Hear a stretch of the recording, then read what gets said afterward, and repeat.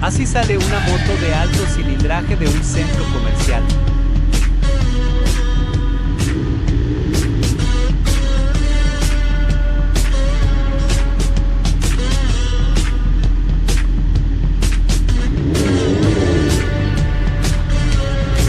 Pues igual que todas, jejejeje. ¿O como creías?